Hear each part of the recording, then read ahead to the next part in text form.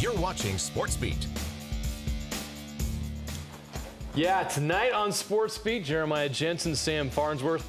Thanks for joining us on this Memorial Day weekend. An important pre-draft workout for the Jazz.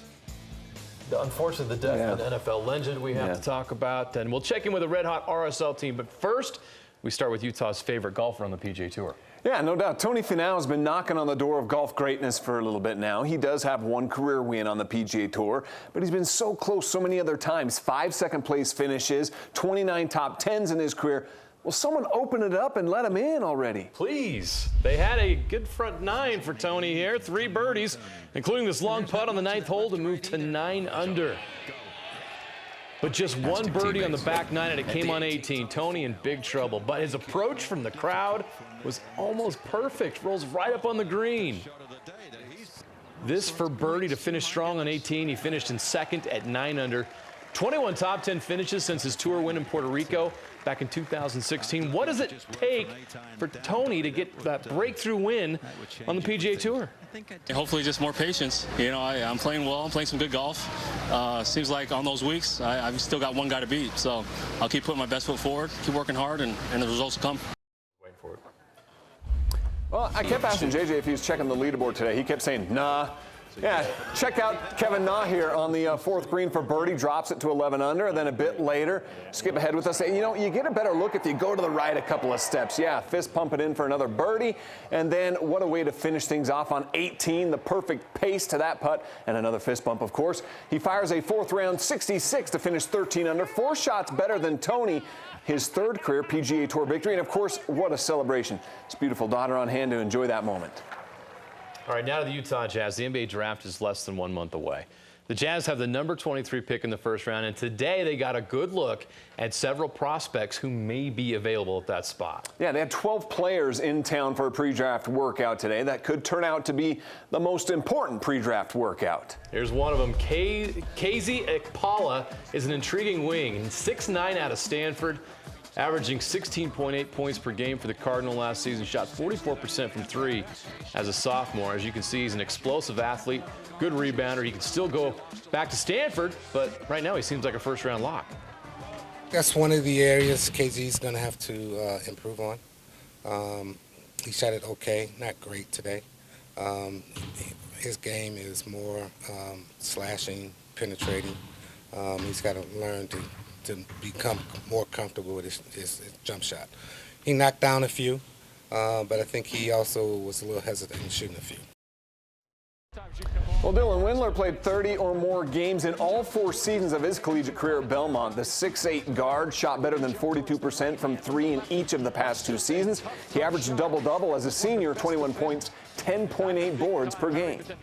He's able to showcase in this how he can play against bigger, stronger players where he doesn't get that opportunity in the OVC. He competed. He didn't back down from anybody. So that was good to see. You know, they play, you know, good team ball. They can all shoot it.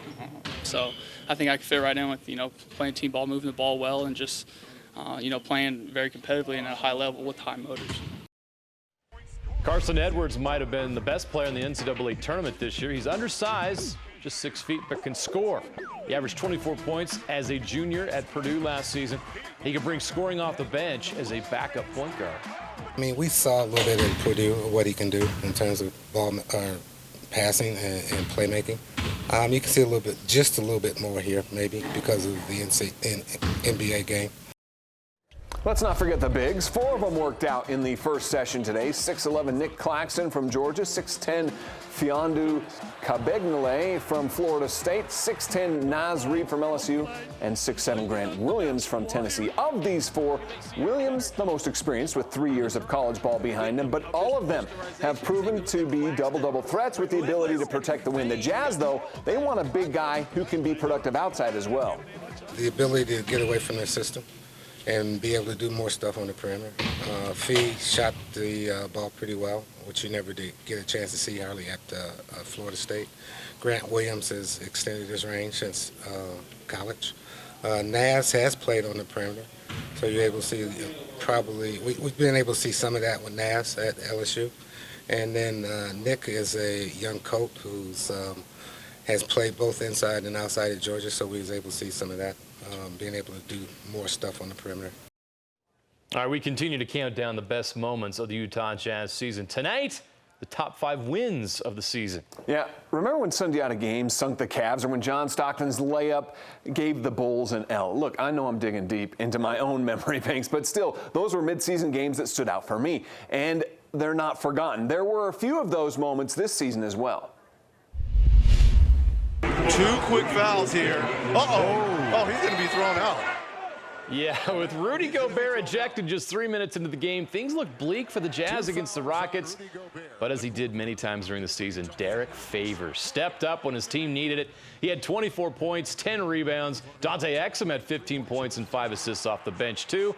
The Jazz forced 22 turnovers and beat the Rockets by 27 points at home. Korver, another shooter, up and good. You miss one, you make one. What a weapon he is going to be for the Jazz. In his first home game since returning to the Jazz in a trade, Kyle Korver caught fire, and so did the rest of the team for that matter. Korver scored 15 points off the bench in just 15 minutes, making 3 threes. After the game, Donovan Mitchell said Korver's confidence is contagious, and it was on December 4th against the Spurs. Here, 10 players combined for 20 made three-pointers, a team record, and a 34-point win. All right, we'll continue that countdown later in the show. Now to baseball. There's some great young talent in the big leagues right now. Yeah, a lot of fun, especially in Toronto, where a couple of sons of former big leaguers are launching their own legacies with the Blue Jays. Of course, there's Vlad Guerrero Jr., already has 5 home runs, and another rookie, Kevin Biggio. Son of Hall of Famer Craig Biggio not only gets his first major league hit on Sunday, he also hits his first home run, 405 feet, and Dad was there to see it. Biggio was 3 of 4 with 2 RBIs and the Jays' 10-1 win. At Coors Field in Denver, the Rocks were hosting the Orioles. Nolan Arenado, home run, 4th in 3 games. In the bottom of the 9th, though, the Rockies were trailing, and we'll see here the bases loaded. Ian Desmond at the plate draws the walk. The tying run comes in. Then Tony Walters sac fly to left. The Rockies win it 8-7 over the Orioles. He scored, trust us. Royals-Yankees go extra innings. Whit Merrifield hitless in 5 at-bats, but he had the biggest hit of the game on his 6th time up. It's a walk-off. The Royals win 8-7 in 10 innings. In sunny Southern Cal, Mike Trout was smashing pitches for the Angels in his first at-bat. He punches this pitch just far enough, 398 feet. It's a 1-0 lead. That's his 12th homer of the season. Trout was 2 for 3, 2 runs, 2 RBI, and a 7-6 Angels win over the Rangers. The reigning NL MVP may win another this season at this rate. Christian Yelich with his league-leading 21st home run, one of 5 home runs for the Brew Crew, and a 9-1 win over the Philadelphia Phillies. Goodness, he's good. Well, once upon a time, Howie Kendrick took his cuts for the Provo Angels and later the Salt Lake Bees. Now in his 14th big league season, he's on pace for a career high in homers in the season, belting his 8th already of the season. He went 3 for 5, 3 RBI, and the Nats got the win. How about the Athletics of Oakland? They're red hot right now, 8 straight wins. Matt Chapman gets them well on their way, 9 in a row. A 2-run shot in the bottom of the first. Then in the next inning, Josh Fegley adds to it with a solo shot, and the A's, as I mentioned, 9 straight wins. Hey, you know, when you're wearing the throwbacks for the Pirates, you better look good playing, because those unis, they're ugly. Brian Reynolds didn't disappoint. He looks good playing. Dives, gets that ball to stick in the heel of his glove. You don't like the classic black and yellow? I don't know about those hats, man. I just don't know. Bucks, those are old school. They are, you know. We are family, 1979. Bucks got the win. Willie Stargell. Rays and Indians, Austin Meadows, big game, went 4 for 4, started with a leadoff homer. That is out of here. Later in the game, Meadows hooks one inside the line and right, and the Indians ball boy scoops it up. Hey, what are you doing? What are you doing? That goes the ground rule double. The ball boy says, yeah, my bad. Oh, want to get away? Rays would win the game 6-3. That's rough. Well, hey, did you know Spida can rake? Yeah, here you go. Spida, we know he can rake from the left side of the plate, too. You kidding? He took some BP at Citi Field in New York before taking in the Mets win over the Nats on Wednesday. I'm going to call him doubles Donovan, though, because, well, you see it here. It's off the wall. But he does have connections, of course, with the Mets. His dad is the Mets director of player relations. He can still play ball in the big leagues. That knockout of the week right there. The Professional Fighters League. Sean O'Connell on the mic. Movlid Kobayayev. A jumping knee attack on Damon Jackson. Good night. That man wants $1 million right there. That is a brutal knockout. Yeah, I don't want it. All right, well, I see your knee attack and raise you with a butt attack of sorts. Look at that. This is Caleb Dokdar from Western Christian High in Iowa. He puts the corner kick into the net with his glutes, and his teammate celebrates with a little low five, I guess you can call it, a little pat on the rear there after the goal. Nice. Side there's a beautiful Gobert. More awards on the way for Rudy Gobert, where it places him among the all-time Jazz greats and what it means for his bank account in the future.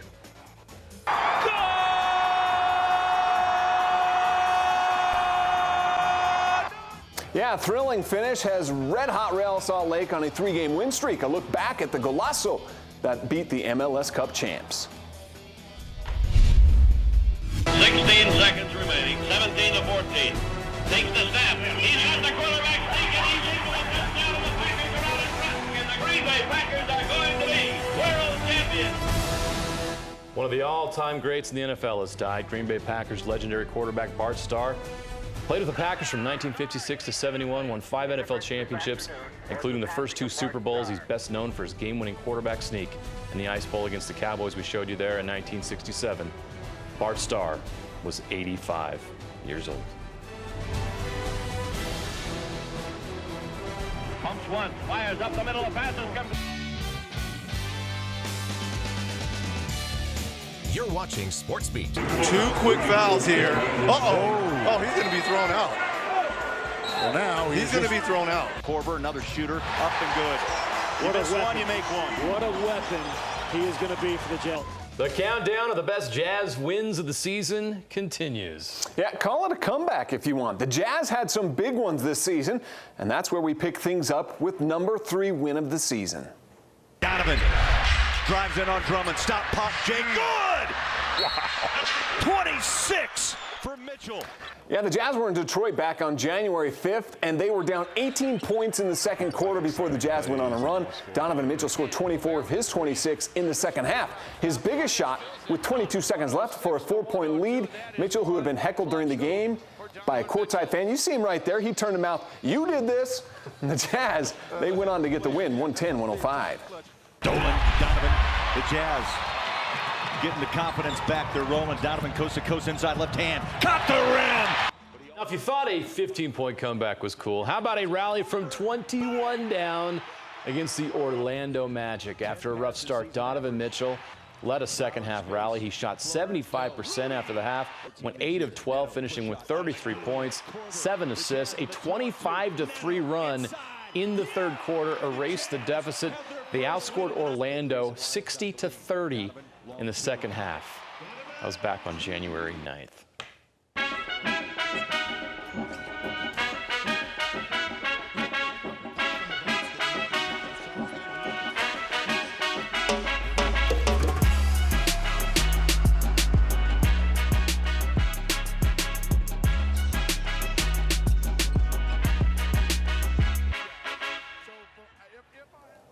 The NBA Defensive Player of the Year award will be announced June 24th at the NBA Awards Show. Rudy Gobert, of course, is one of 3 finalists for that award. Yeah, the reigning Defensive Player of the Year was even better this year, so it makes sense that he made this list again.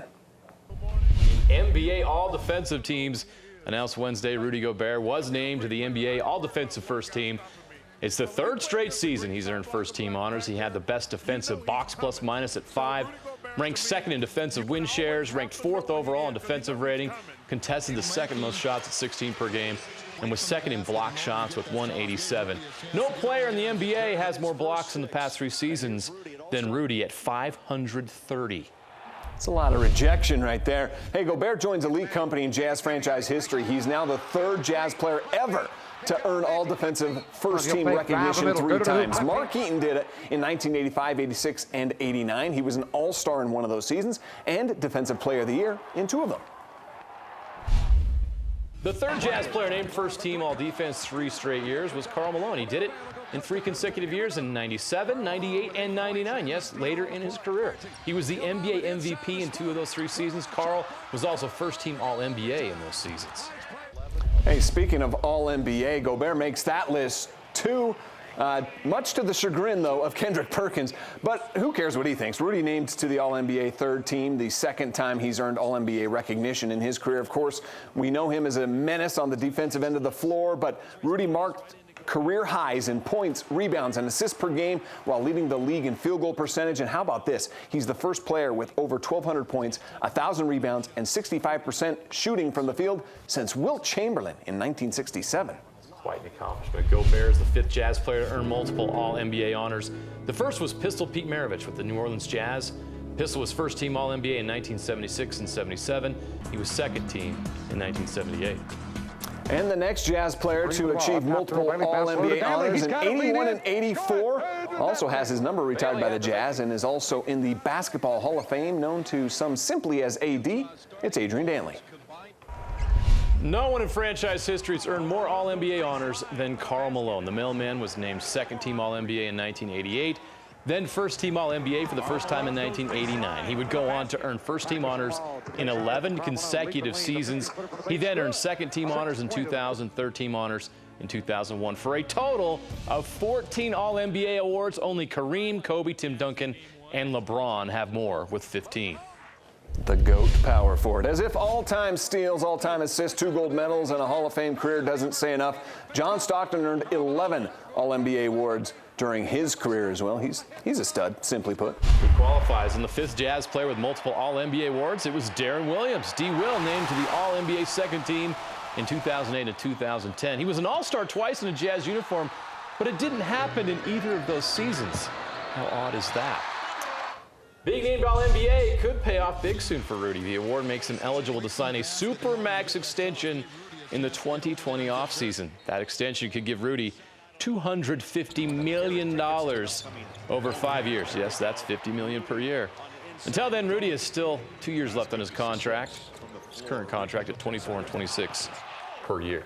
He's going to need a bigger wallet. Former Weber State star Damian Lillard, fresh off leading the Blazers to the Western Conference Finals, was named to the All-NBA second team. Could you imagine this as a starting 5? He's on that list with Kevin Durant, Joel Embiid, Kyrie Irving, Kawhi Leonard. Yeah, it's Dame's 4th All-NBA award, twice named second team, a first team last year, and third team in 2014. All right, now to racing. It's the Indy 500, and Simon Pagenaud is the winner of the 103rd Indy 500. He held off Alexander Rossi to earn his first Indy win.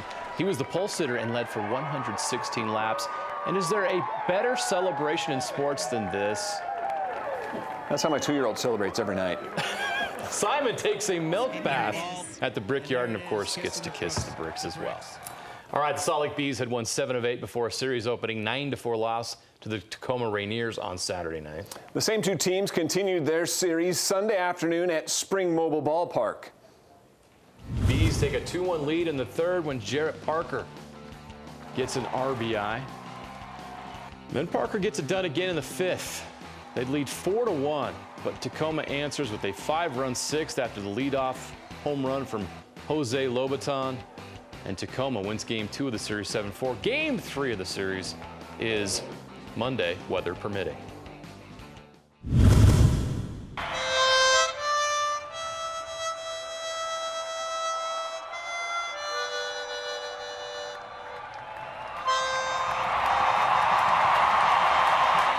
That is 96-year-old war veteran Pete Dupree killing it on the harmonica. The U.S. women's soccer team wrapped up their prep for the World Cup with a 3-0 win over Mexico. One of those goals scored by Kristen Press of the Utah Royals, a great strike in the 68th minute.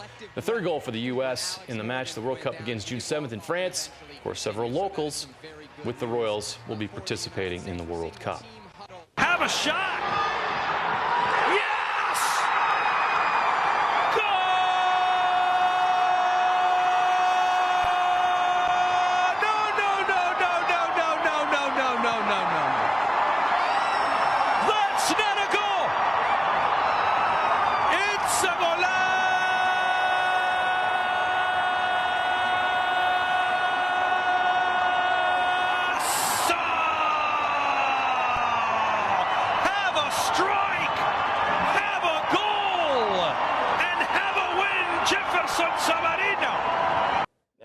That's not the goal of the week in Major League Soccer. We need to stop giving out these awards. Yeah. Jefferson Savarino with the Golazo late in stoppage time and a 2-1 win over the defending Cup champs, Atlanta United. It was outstanding. It's a third straight win for Real Salt Lake, and with the win, they're now in 5th place in the Western Conference standings. It wasn't the only great goal in the game, though. Sebastian Salcedo with a goal that looked a lot like the one he had against Toronto FC last week. He's got that down. That was the goal of the week in the MLS, Bofo's second goal of the season. Next up for RSL, a trip north to face the Montreal Impact Wednesday night at 5:30 p.m. Mountain Time. We deserve that win, 100%. There's been games over the last couple years that we've won late that you could argue we weren't the better team. If we're going to win the game 2-1, I'd much rather win it like that for the organization, for the fans. It was an exciting ending. Yeah, it was a very good game from us. Deserved and earned. Time to get physical now, though, with some Major League Rugby. Utah Warriors taking on the Seawolves. Warriors lose a 10-point lead in the first half, but get a big defensive stop in the final minutes. This leads to a field goal from Bart Starr to tie it up, and that's how it ends, 27-all. Rain, go away. One of the wettest springs in Utah history wreaked havoc on the high school state championships this week. Softball titles in 5A and 6A postponed to next week. Yeah, you know, even though the rains came down, those floods came up, the 6A and 5A baseball tournaments able to find a way to play. The two teams who weathered the storm in 6A, Pleasant Grove and Lone Peak, they met for that 6A title. And it was a classic. Let's go to the 4th inning. Pleasant Grove up 3-2 until one swing of the bat from Lone Peak's Chase Comer. No one's getting that. He ties it up. Later in the inning, a runner on for Trey Gamble. Lays down a perfect bunt. The ball gets away. The runner scores. Gamble's on his way to a Little League triple, but he's called out at third. Skipper Jeremy Bird can't believe the call. He has words with the umpire, and when you have words with an umpire, you get sent to the showers. Yeah, he was done for the day. Let's go to the bottom of the 7th. Same score. Pleasant Grove's Brock Watkins up to bat. Oh boy, he delivers. A game-tying homer, and check out the celebration. Slam dunk.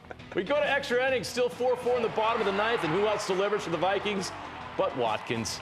He leads off with a single. The next two batters would reach base to load them up for Jackson Hill. Hill works a full count, and it's not the most exciting way to finish a game, but they have a walk-off for a championship, literally. The Pleasant Grove Vikings, your 2019 6A champs.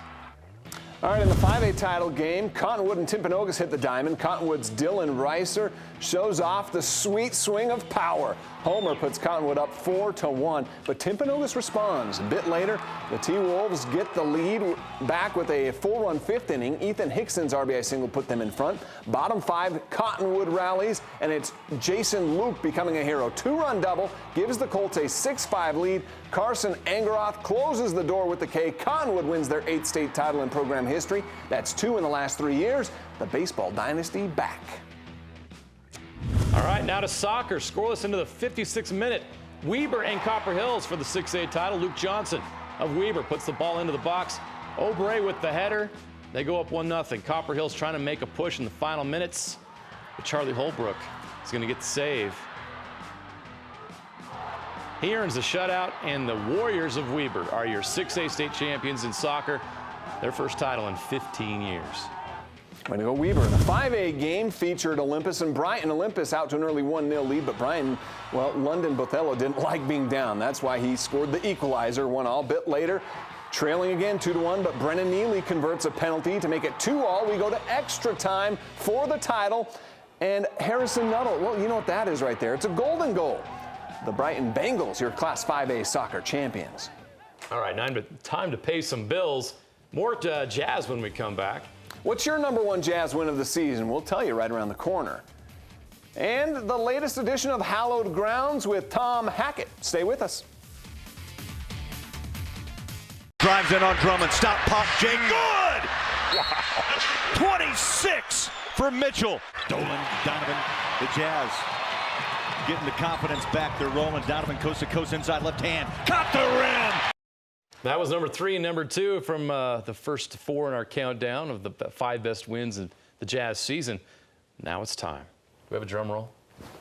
That works. There we go. It's time to show you our '1 choice for the win of the year. Yeah, you know, it's another comeback. It happened to be against the team with the best record in the NBA this season as well.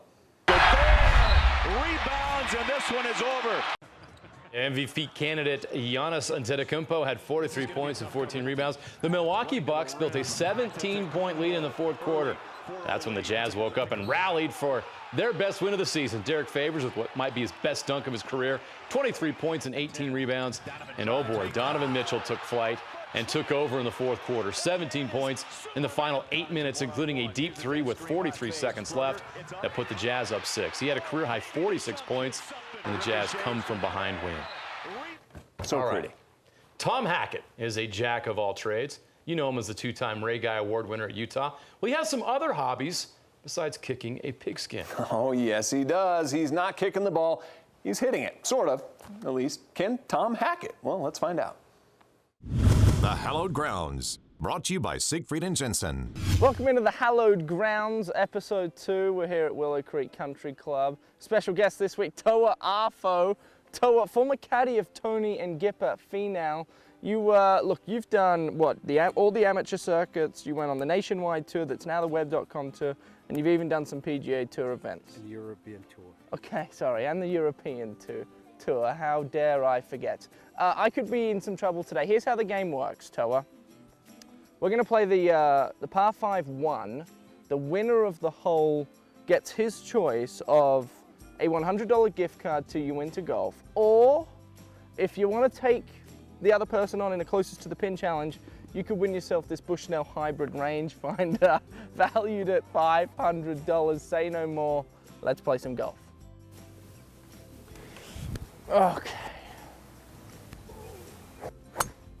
Oh no. Look at that. Did I mention I haven't had anything to eat and I haven't had a cup of coffee yet? You miss it a little bit. How do you do that with your driver, Toa? That's me. What shot is this? 1, 2, 3. This is 4. This is for birdie. And have a look at this. Where am I? No, you're supposed to birdie on the green. Oh, right. There we go. Thank you. All right, I'm out. But I got to get up and in for par. So I'm probably going to hit bogey. So I tell you, you're in prime position. I hope you know.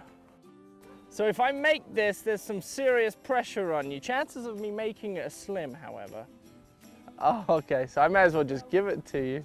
If I was going to give one of these $500 pieces of equipment away, the Bushnell hybrid rangefinder, I'm giving it to Toa. So you are the first winner of the Hallowed Grounds. Congrats. Woo!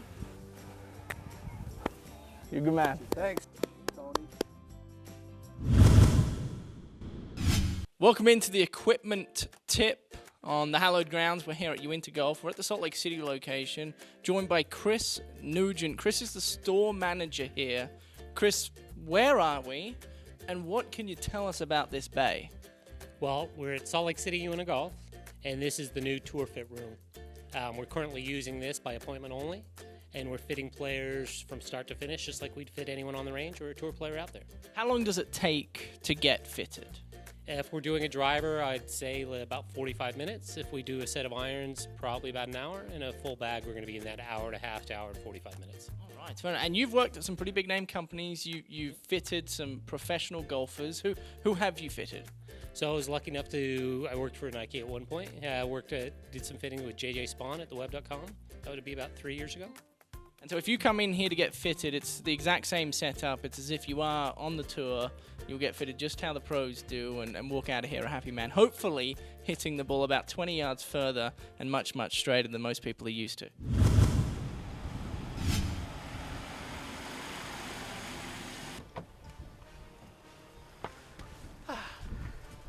Beautiful day to golf. Hi, Karl Malone here, head golf professional at Willow Creek Country Club. I'm going to talk about the putter today. Now with the putter, with anything, the face is key. The face really determines where the ball starts. But when we're putting, the face determines a lot even more because that ball is going to start on the face, and that is going to be hopefully our target. So when we're swinging the putter, we want that face to stay looking at the target for as long as we can. In the full swing, which we talked about last week, we were talking about a little bit more of an arcing stroke, and we want the face to be square to the path for as long as possible. That will give us straight shots. We're going to feel that putter face, keep looking at the target as long as we can. If we were to do an underarm throw, back where I grew up, my auntie used to play a lot of lawn bowling, and in that kind of stroke, they would feel like this through the ball. My putter face still, as we look through, is still looking at my target. Ball went in with a nice speed.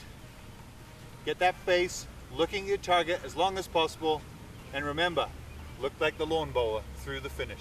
This week's Player of the Week is University of Utah golfer Kyler Dunkel. After Dunkel finished tied for 6th at the Stanford Regional, he became the first Ute in over a decade to qualify for Nationals. Nationals are taking place this weekend out at Blessings Golf Course in Fayetteville, Arkansas. Best of luck, Kyler. A few events for you guys to keep an eye out on this week. We'll start with the men's Utah Mid-Amateur held at Valley View Golf Course. The men's Ranchers Senior Amateur will be held out on Eagle Mountain, as well as the men's West Bountiful Amateur out at Lakeside Golf Course in West Bountiful City. For the ladies, you guys can compete in the Rosebud Ladies Invitational. That's a 4-ball best ball. For more information and more events, visit uga.org. All right, up next, we'll explain why this guy wins the Jerk of the Week award. It'll make sense when we come back on the Great Clips of the Week. Great Clips of the Week. Hey, Trey Gamble in the championship game. First play of the game, a diving catch, and then look at this one a bit later. His teammates lost it, but he didn't. Oh! In foul territory, he kisses the wall, but makes the beautiful catch. Hey, a couple of nice gold glove plays by Trey Gamble. All right, we're going to stay with high school. This is in the 5A soccer semifinals. Brennan Neely of Brighton with the free kick of his life. Was that Messi or Brennan Neely, Sam? I can't tell from here. Wow. Brighton went on to win the 5A state championship, and that's a good reason why. And he's good. All right. Well done. Well, this may be the my favorite high school celebration that I've seen for sure. We saw this earlier in the show. Pleasant Grove's Brock Watkins with the game-tying homer in the bottom of the 7th of the 6A state championship game. Oh, then after crossing home plate, you saw it, the alley-oop. His teammates bring out the mini-hoop. Throw it down, big fella. I think he learned that one from Rudy Gobert. That's pretty good. Breaking ball, launch to right field. Bolt going back. It's up there, it's out there, and it's gone. Yeah, I was doing some reading earlier tonight, and did you know the bees kill more people worldwide than sharks or snakes? And lately, the bees have been killing opposing pitching. Oh, I get it. Yeah, there you go. With the sacks full, especially this past week, the bees hit 2 more grand slams. They now have 7 on the season. All right, keeping with the bees, this is Matt Theis. And you know what he did? He didn't hit the ball out of the park, but he still got a home run. Here he comes. This was in Sacramento, I believe. And inside the park home run for Matt Theis. Well done. All right. Did you see this? If you went to KSLSports.com, you would have former Lone Peak and BYU basketball star Eric Mika making his name known in Deutschland. He's also making posters. The Tomahawk and 1. He's averaging 12 points and 5 rebounds per game this season and humiliating defenders as well. Oh, this is the jerk of the night that we talked about, Jeremiah. What's this guy doing? Okay. Pirates game. What? He took the baseball. He's a Minnesota fan.